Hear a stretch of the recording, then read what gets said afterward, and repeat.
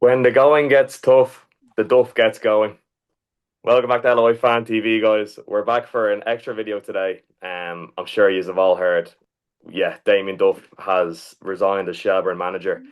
Um, Ross and myself are in absolute shock here, so we just thought we'd give you an instant reaction. But initially, though, Ross, what went through your head when you read the piece on Twitter? I'm wearing black for a reason, Luke. It's a very, very sad day. Listen, yeah, as you say, just in complete and utter shock, disbelief. I was kind of on Twitter and saw a few kind of rumors circulating, doing the rounds and stuff, and just thought to myself, that's a lot of shite. Like someone's pulling that from nowhere. And Yeah, then, yeah, it just kind of caught fire. I think John Fallon is the name, the Examiner, put yeah. it up, and then it's like, okay, this is real. This is real. This is legit. So, yeah, still kind of getting my head around. It's still raw, still fresh. It feels like I'm in a bit of a bad dream or something. So it's a crazy one. Yeah, I'm in shock still. I can't believe it. Like I was reading here, the Irish Times put out an article saying they informed the club of his intentions after, like, soon after the Derry game, and then he told the players this morning. So yeah, like I suppose when I first heard, I was like, "Is he not getting backed?" Like I saw during the week there being like the Connor Masterson, and like he would be a great signing for them, especially with the Linfield draw as well. I was thinking, Jesus, like even though domestically has been really poor this year from Michelle's perspective, like there was like what Rovers did last year, like even real chance via the Champions route of salvaging your season and getting some group stage football, especially playing Linfield. Like Shells would be favourites going into that game, and I really thought that was a carrot for Shells to push on and get group stage football. And yeah, I thought that Duffer would be really motivated by that, and he's worked so hard to get here. So yeah, Yeah, I'm just in shock. It doesn't make sense. I don't know. What do you think it is? Do you think he just gave yeah. up? It was like it was like people were talking about some sort of U-turn happening and being like an emotional thing or a rash decision, and it feels a little bit like that. But then he feels like a stubborn guy as well, and he won't go back on the decision that he's made. And I think you could see that probably was affecting him a little bit last while. I think he's been very emotional, and obviously the players haven't been giving him what he's after, and he lives and breathes football, lived and breathes Shells, and no one can ever question how much he gave the club and what he provided us with moments that will live long and long in the memory. And it's just mad because last week we beat Pats on Monday, less than a week ago. He's saying, "Yeah, we're going to sit down tomorrow. We're going to watch the draw together for Champions League. All this buzzing for it, all Ireland high. Like we're looking forward to this." And well, five days later, whatever it is, he's gone. So it doesn't really make sense, and it has to have been something that he hasn't even contemplated for too long. And I think after what I was thinking was after the game on Friday, obviously he's very, very strong in some of his words against some of the players, publicly comments made, and questioning professionalism and things like that. So I'd say maybe there was maybe a little bit of like pushback from the players. Maybe it's hard to know, but like I just think he has such high standards, and sometimes if the players obviously haven't been hitting them this season at all, so it's a really difficult one to get your head around. And I'd say there's a lot going on behind the scenes that we don't know about, but it just feels surreal. It feels really surreal, to be honest. Yeah, for me, like this season seemed a bit of a mess from the off. Like obviously, he recruited well in the off season, and then this changes his formation kind of really early in the season. Doesn't have the personnel to kind of play that system. You thought, you get him into the summer, and you get reinforcements in, but he hasn't given it even that chance. And this is where it comes in. Like, what are the club and him a lot aligned? Has the dressing room turned? You just don't know, but Mm. it seems like a really emotional decision. I can't help but feel like this decision, like it's not like he sat in this for a week, like as you said, did like No, so like we're recording this on Sunday, like this, like 6 days ago he was on his knees in Richmond Park hailing the fans, yeah, you know. yeah, And even I rewatched that off the ball interview after the game on Friday, and yeah, he was angry, yeah, he was questioning professionalism, but he never once suggested about no what indication. there was zero indication that he was going to walk away from Mm. the job. So I don't know what has happened. I don't know if there was a scuffle in the dressing room, if on Saturday he woke up and said, no, this isn't for me anymore. But I just feel like it's a bit of a rush decision. And I hope he doesn't regret it, because he's certainly, he's huge for the league. I think the league's given him a lot as well as a manager. And obviously vice versa. He's really raised the profile of the league. But yeah, going forward now, I don't know what the situation is. Have the club clarified if Joey O'Brien's going to be in interim charge or? Yeah. Joey Bryant's taking charge for tomorrow night's game. They've said that was in the statement anyway. I'm surprised. Like I wouldn't have been shocked if he kind of left alongside him. I know they kind of to be close, Mm. and one goes usually the other goes eventually. But maybe he's just kind of doing them a favor or whatever. Hard to know, but maybe just stepping in for the game. I can't imagine it's a long term fix, but I think this is such a big shock to the club, like that they have to go search for manager now 2 weeks before a qualifier for the Champions League. That is, it's just I say Linfield are rubbing their hands together. Like this is absolutely perfect for them. Yeah, yeah. Like Joey O'Brien always was kind of touted to be a manager, so I wonder if they will end up giving it to him for the rest of the season. Obviously, Dave McAllister Maybe, there as maybe, well. It probably would be, the least abrupt kind of way of keeping the show on the road. But yeah, I suppose obviously it's very premature to have these conversations. But I suppose like if we're to look at his successor, like who do you look to? Who are your initial yeah. people?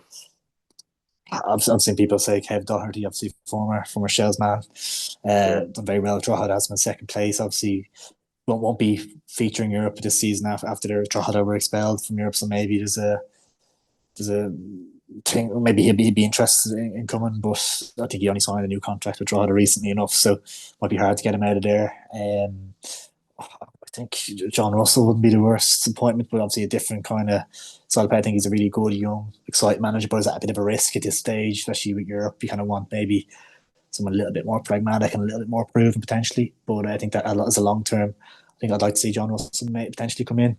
But there's probably options abroad as well that you could look at. But it's just hard to even think about right now because it's just like this our guy's gone. Like, this is the guy that you were going to see. I could see him managing the club for the next few years and kind of beating McBradley for years and having that rivalry. Do you know what I mean? Like building that up, Wenger, Ferguson style rivalry for years to come. That's what was kind of anticipating really. So it's just a sad day, and you kind of touch on it from the league standpoint as well. Like I think Duff was a big part of getting the Virgin Media deal on board, getting off the ball, covering all these games. I think Damien Duff has love him or hate him. You can't deny that he's been a huge factor for the league becoming more mainstream, becoming more watched, the growing fan figures and viewing figures. He's been fantastic for that. So it's a loss for the League of Ireland, not just Shelbourne as well. Yeah, this is the thing. I suppose when he first took over, like we, the consensus was that Damien Duff potentially could walk away from the Shell's job in the first few months of the season, and he got through that. And we got to the cup final in his first year, got Europe in his second year, and won the league in his third year, and he really had, built a foundation to be successful. And like we only touched off it last week on the channel. Like obviously, you look at like Rovers and the squad depth that they have, and I think Shells were building towards that, and like getting potential group stage football this year would have given them such a platform to build and install depth in that squad and really build a legacy. And like, I just don't get it from a Damien Duff perspective. Like it's not like there's a job there out there waiting for him or the national team or something. He's just done so much hard work to get to this point, and I just think I don't know if it's too harsh to say he's let himself down, but at the same time, like, it feels like he's done a lot of Hmm. the hard work. He's built the house. He's just like they're putting the roof on it now. Like if he got European group stage Yeah, football, that would have really, cemented his legacy as a Shelbourne legend.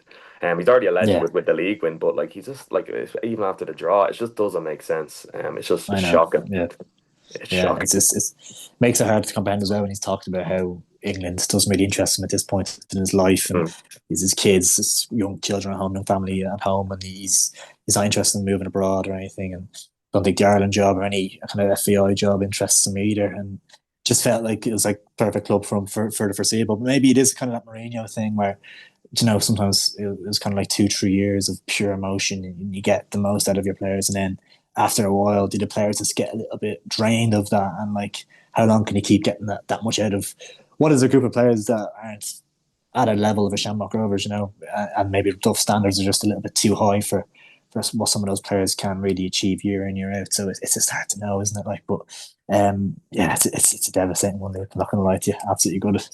Yeah, listen, I've been giving him dogs abuse on this channel with you for years, like, and I'm Yeah, gutted too.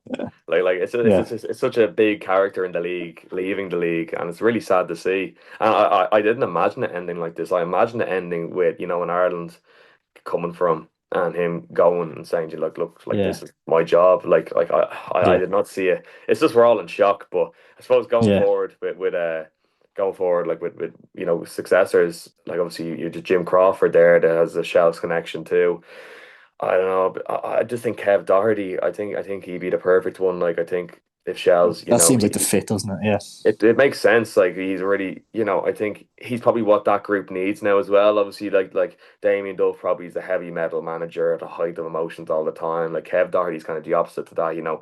He'll probably just go in and make the place, you make him enjoyable again to come in and train. And I think that's all right. probably the right fit. And now getting them out of draw, that'll be tough. But then again, they've no European football, so it would probably make sense from a Kev Doherty standpoint. But then again, look, you've John Russell and you have Jim Crawford, so we'll see how it unfolds. There might be a UK name that comes out of the water that we none of us see coming. Yeah, But yeah, that's probably my yeah. pick. Yeah, no fair. And you have to say, in fairness stuff as well, like compared to other Irish internationals and other high profile Irish players that play in the Premier League and stuff, he's offered and he's given so much more to the League of Ireland than so many of the others. Yeah, Like he's given so much and given really bought into it all. So yeah, it's just a massive shock and it's a sad one. It's a sad one. It really is. Sad day. it's right.